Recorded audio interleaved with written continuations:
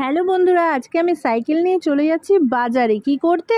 ফুল মিষ্টি কিনতে। কেন বলো? ঠিক ধরেছো, আজকে তো রথ। হ্যাঁ, ছেলের রথটা সাজাবো বলে মালা আনতে যাচ্ছিলাম, আর সাথে মিষ্টিও নিয়ে চলে এসেছি। বাইরে প্রচণ্ড গরম, দেখো আমার কি অবস্থা গরমে।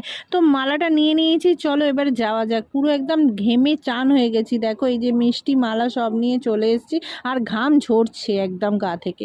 এবার খাওয়া দাওয়া করে দুপুরবেলা বসে গেছি, সারা দুপুর ধরে রথটাকে সাজিয়েই যাচ্ছি। আর রথটা 3 বছরের পুরনো, তাই সাজাতে তো একটু হবেই বলো। এদিকে বরের আবদার তেলে ভাজা বানাতে, আর রথ বলে কথা, কিন্তু পাঁপড় ভাজা খাবো না, তাই কখনো হয়?